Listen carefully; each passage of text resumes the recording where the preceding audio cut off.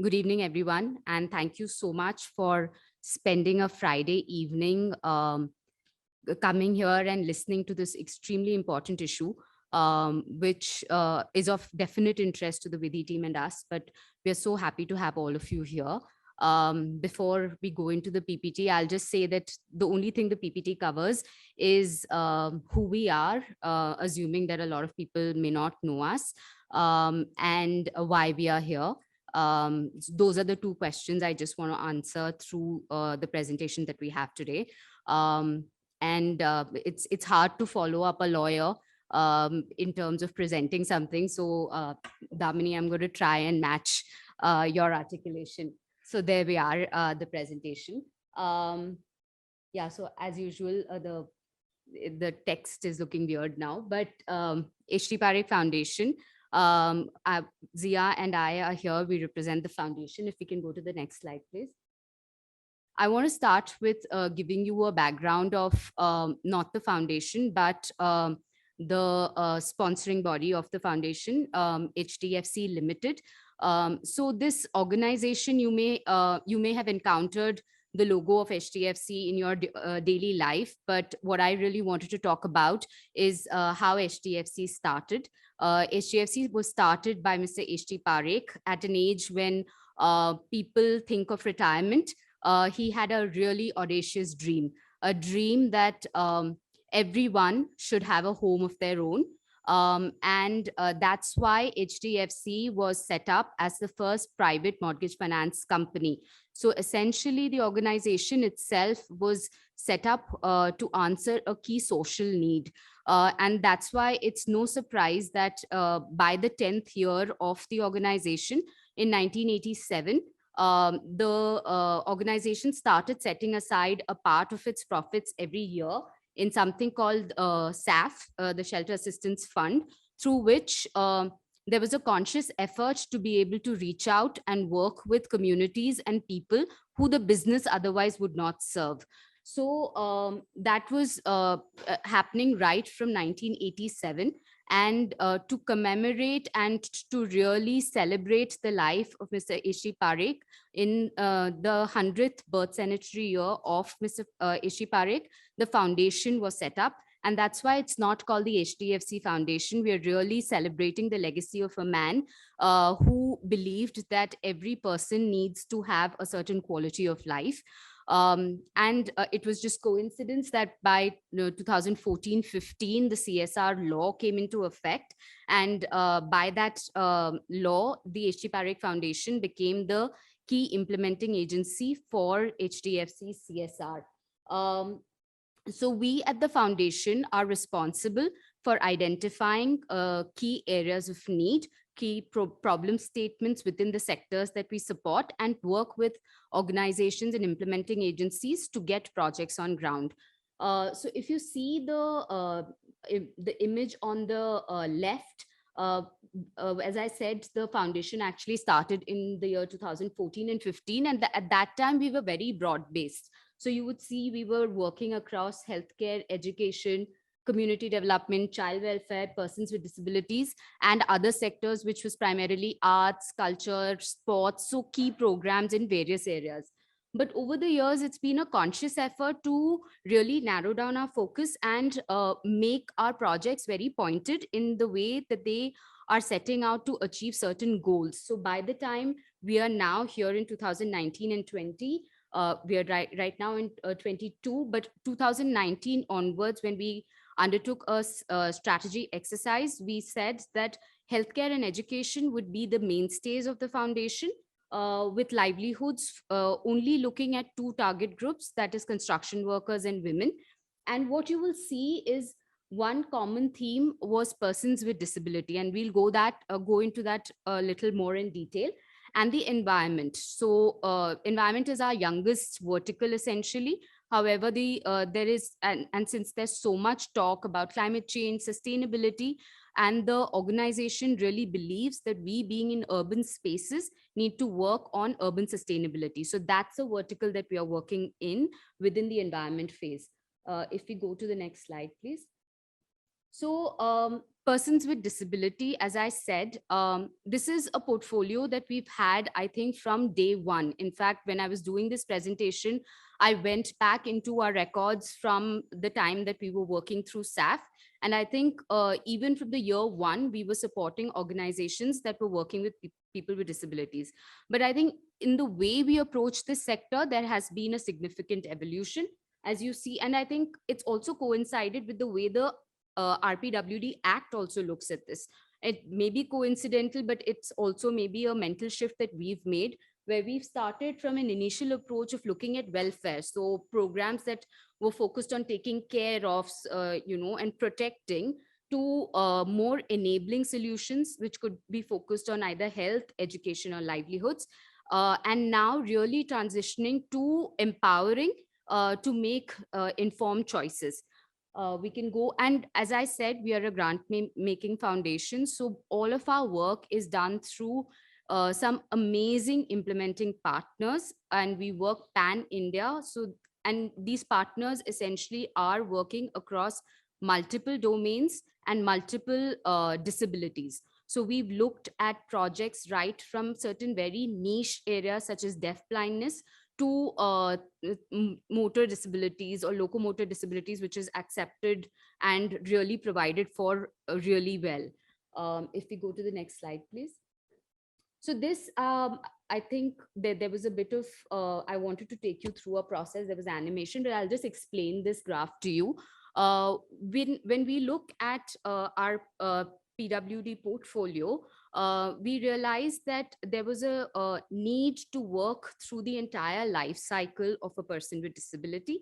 So we start at the years 0 to 6, at which point things like early intervention and early identification become key, because there are certain there are certain conditions that with the right intervention can help the person lead a near normal life. We have like programs where we've supported cochlear implants for kids, where really that one surgery can be life transforming for the child, through being able to go back to a school, to going back to a workplace. The next phase is the 6 to 8 age group, where we worked on education. And we partner with organizations that initially, I think it was more partnerships where we were working with special schools, because there is still a long way off to ensuring that children are able to integrate into mainstream schools. So there is definitely a need for these fabulous institutions who understand the unique needs of a child with disability and ensure that the child is able to reach its potential. And then skilling and livelihoods.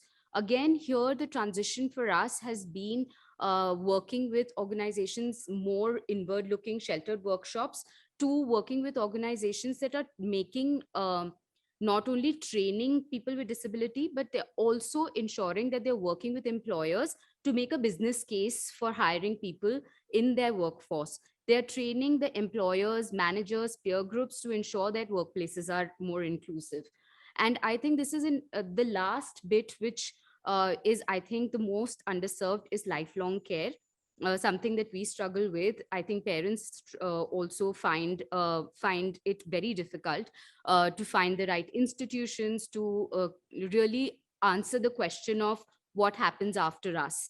Uh, so I think in these three buckets that I talked about, each of our programs have gone through a transition, where you would see that in healthcare, from direct healthcare programs, we've also moved to ensuring that there is a pool of trained healthcare resources, pediatricians, community workers, special educators, therapists, who understand nuances of what a child requires.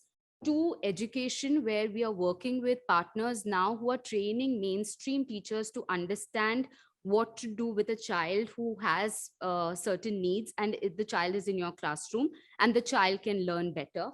To in the livelihood space, to work with employers to ensure that workplaces are more inclusive. We've done all this, I think, but maybe in the last year, when we were articulating the theory of change for our PWD portfolio, we said that this is not enough. We need to work on certain enabling programs that work at the ecosystem, because we were still working on this person and what is immediately around him, but we need to work at the people around him and the community around him as well. And that's when I think our work with Vidhi came up, and a couple of other programs that we've done. We'll talk about that in the next slide. So I said, so we do a lot of work, and I know we were talking about this. Typically, we end up working with 10 to 15 different partners every year in the, even though it's a portfolio which is not really large in terms of our outlay. However, we do support a lot of partners across the geography. Here, I wanted to just deep dive into the ecosystem level interventions, which we have done in the past couple of years, starting with a Bangalore. It's a Bangalore based organization called Mitti. Mitti started with a model of putting cafes fully run by people with disability in workspaces. They were in IBM, they were in Infosys, they were everywhere. Come lockdown, offices shut. Did Mitti shut? No. They went back and started cloud kitchens. They were serving thousands and thousands of Karuna meals every single day, made by people with disabilities, served by people with disability. And they were the first one to come out of their house and say, no, we need to do something. We cannot sit at home. So when Mitti came to us, they said, we want to create a marketplace where small organizations, Mitti was able to make this transition because Alina was someone who was very tech savvy, understood, marketing on online, but there are a lot of small organizations who cannot do that.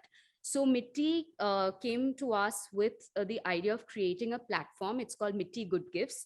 And this platform is for any organization, primarily working with people with disability who makes products. And Mitti will help you curate your product, photograph it, talk about it, and just like give you that space, logistics, how to do internet banking, all of that. The second program, OGQ. OGQ is, I don't know whether any of you are aware of their work. They work with athletes who are training to compete in the Olympics. We've supported OGQ since, I think, the day one of the foundation.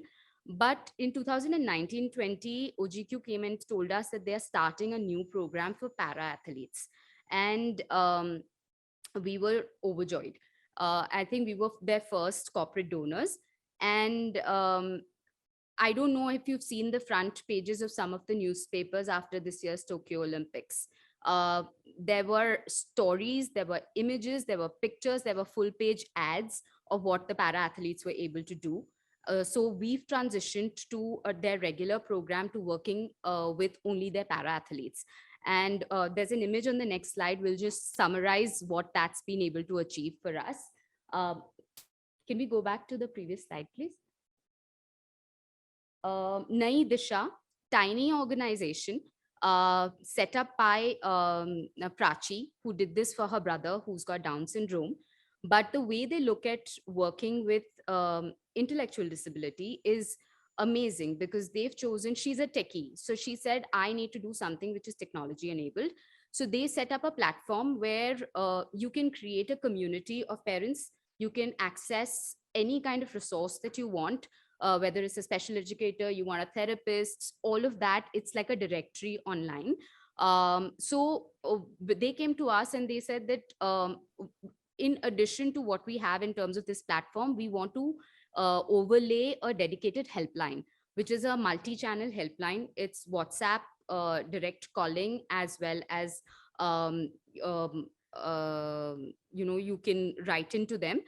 This multi-channel helpline that they set up in 1920 when we supported them has been amazing for parents during the pandemic, when they did not have access to the physical spaces that otherwise children would access.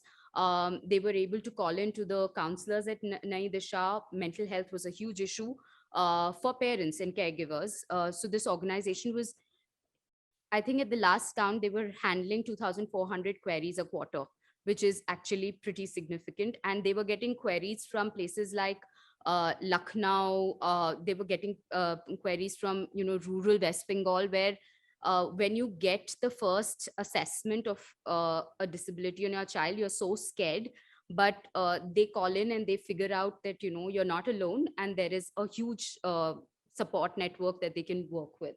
And last, of course, Vidhi, I think we started with talking with Vidhi about all that we do. And they said, why don't we look at disability and inclusion? And I think it's been amazing over the last 1 year when we've been on calls with the team from Vidhi. And I think the only feedback that I had to Alok was, भाई बहुत complicated है, थोड़ा simple बना दो. So if you can understand the report, you have me to thank, because these lawyers were like, I was like, no, this has to be simpler. So the next slide. Can we go to the next slide? Sorry. So these are just some images. This is what I was talking to you about. This went out as an emailer to the entire HDFC staff. We had 9 medals with the para athletes that we supported. We supported 16 para athletes. We supported 18. 16 of them qualified for the Olympics, and between them, they had 9 medals. We literally were updating medal tallies on our WhatsApp group every single day. It was amazing. That's Mitti Good Gifts. Please go and access it, buy from it. The helpline, and of course, the cover of the beautiful report that you guys are going to read. Um, the next slide, please. I think, okay, I just put this image to, that's where I end. This is the last slide for me. I'm sure all of you have had this experience. AI is damn scary, right? The minute I book a ticket to Bangalore, it's telling me what to eat and where to go. So I think because of all the chat that we were having about universal design, accessibility, this showed up on my LinkedIn profile. But I just really like this image. I said, this is perfect. But this just had the curb cut effect. And when I was reading the report, and I hope that you guys go and do that, engage with the report, you're going to want to know what closed captioning is, what auditory signals at red lights mean, what universal design and principles is, what is screen readers, what is switch access, why is Swiggy doing it, engraves zebra crossing, restorative urbanism. Like, these are all things that this wonderful, wonderful team has brought out, and you're going to want to read it. You're going to want to find out more about it, and you're going to realize that it's not that hard. They're really simple things, but they're really amazing innovations. So I'm sure that you are going to want to start reading about it, finding out more about it, and seeing how that can make a difference in the way you look at things as well. Thank you so much.